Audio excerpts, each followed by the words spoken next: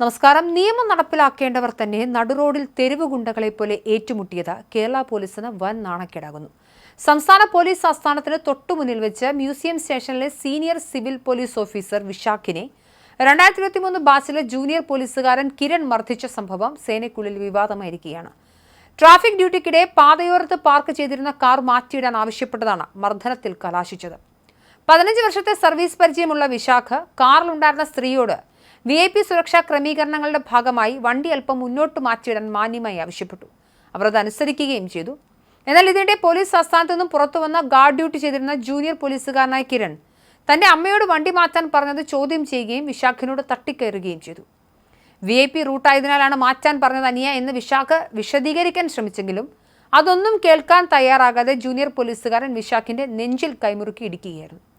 Passing out കഴിഞ്ഞ് മാസങ്ങൾ മാത്രം പിന്നിട്ട പുതിയ ബാച്ചിലെ പോലീസുകാർക്ക് ലഭിക്കുന്ന ചുളു ഡ്യൂട്ടികളും അവരുടെ പെരുമാറ്റ ദൂഷ്യവുമാണ് ഇവിടെ പ്രധാന വില്ലനായി ചൂണ്ടിക്കാണിക്കപ്പെടുന്നത്. നാട്ടുകാരുടെ ഇടി വാങ്ങുന്നതിന് പുറമെ ഇപ്പോൾ സ്വന്തം സേനയിലെ കൈക്കരുത്ത് കാട്ടുന്ന പിള്ളേരുടെ ഇടിയും വാങ്ങേണ്ട അവസ്ഥയിലാണ് സീനിയർ ഉദ്യോഗസ്ഥനെന്നും പേര് വെളിപ്പെടുത്താത്തൊരു ഉദ്യോഗസ്ഥൻ പ്രതികരിച്ചു. പോലീസ് ആസ്ഥാനം പോലെ അതീവ സുരക്ഷാ പ്രാധാന്യമുള്ള ഒരിടത്ത് യൂണിഫോമിലുള്ള 2 ഉദ്യോഗസ്ഥർ തമ്മിലടിച്ചത് ജനങ്ങൾക്കിടയിൽ പോലീസിന്റെ പ്രതിച്ഛായ തകർത്തിരിക്കുകയാണ്. പുതിയ ബാച്ചിലെ പോലീസുകാർക്ക് മുതിർന്ന ഉദ്യോഗസ്ഥരോടോ പൊതുജനത്തോടോ എങ്ങനെ പെരുമാറണമെന്ന കാര്യത്തിൽ മതിയായ ധാരണയില്ല എന്ന പരാതിയും ശക്തമാണ്. സംഭവത്തിൽ മ്യൂസിയം പോലീസ് കേസെടുത്ത് അന്വേഷണം ആരംഭിച്ചിട്ടുണ്ട്. പോലീസ് ആസ്ഥാനത്തെ CCTV ദൃശ്യങ്ങൾ പരിശോധിക്കുന്നതോടെ കിരണിനെതിരെ കടുത്ത അച്ചടക്ക നടപടി ഉണ്ടാകുമെന്നാണ് സൂചന. നിയമപാലകർ തന്നെ നിയമം കയ്യിലെടുക്കുന്ന ഇത്തരം പ്രവണതകൾ കേരള പോലീസിന്റെ സൽപ്പേരിനേൽപ്പിക്കുന്ന ആഘാതം ചെറുതല്ല. അച്ചടക്കത്തിന് മുൻഗണന നൽകുന്ന ഒരു സേനയിൽ സീനിയർ ഉദ്യോഗസ്ഥരോടുള്ള ബഹുമാനമില്ലായ്മയും പക്വതയില്ലാത്ത പെരുമാറ്റവും ഒരു വ്യക്തിയുടെ മാത്രം പ്രശ്നമായി കാണാനാവില്ല. പൊതുജനങ്ങൾക്ക് മാതൃകയാകേണ്ടവർ നടുറോഡിൽ തെരുവ് ഗുണ്ടകളെ പോലെ പെരുമാറുന്നത് പോലീസിന്റെ വിശ്വാസ്യതയെ ജനമധ്യത്തിൽ തകർക്കാൻ മാത്രമേ ഉപകരിക്കൂ. ട്രെയിനിങ് കാലയളവിൽ ലഭിക്കേണ്ട ഗുണനിലവാരമുള്ള ശിക്ഷണത്തിന്റെ അഭാവമാണ് പുതിയ ബാച്ചിലെ ഉദ്യോഗസ്ഥരുടെ ഇത്തരം പ്രവൃത്തികൾക്ക് പിന്നിലെന്ന ആക്ഷേപം ശക്തമാണ്. ശാരീരിക ക്ഷമതയ്ക്കൊപ്പം തന്നെ മാനസികമായ പക്വതയും പെരുമാറ്റച്ചട്ടങ്ങളും പുതിയ ഉദ്യോഗസ്ഥരിൽ വളർത്തിയെടുക്കുന്നതിൽ വകുപ്പ് പരാജയപ്പെടുന്നുണ്ടോ എന്നും പരിശോധിക്കേണ്ടതുണ്ട്.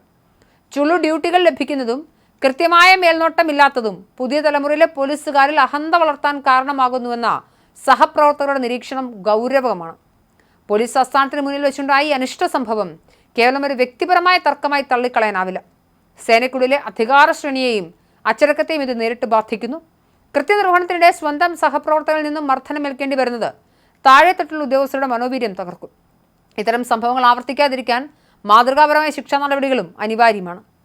അച്ചടക്ക ലംഘനം നടത്തുന്നവർക്കെതിരെ വിട്ടുവീഴ്ചയില്ലാത്ത നടപടി ഉണ്ടാകുമെന്ന് ഉറപ്പാക്കുന്നതിലൂടെ മാത്രമേ പോലീസിന്റെ നഷ്ടപ്പെട്ട അന്തസ്സ് വീണ്ടെടുക്കാൻ കഴിയൂ. സേനയിലെ ആധുനികവൽക്കരണത്തിനൊപ്പം തന്നെ ഉദ്യോഗസ്ഥരുടെ മനോഭാവത്തിലും പെരുമാറ്റ രീതികളിലും കാര്യമായ മാറ്റം കൊണ്ടുവരാൻ ഉന്നത ഉദ്യോഗസ്ഥർ ശ്രദ്ധിക്കേണ്ടതുണ്ട്. എങ്കിൽ മാത്രമേ ജനമൈത്രി എന്ന ലക്ഷ്യം പൂർണ്ണമായ അർത്ഥത്തിൽ പോലീസിന് കൈവരിക്കാൻ സാധിക്കൂ.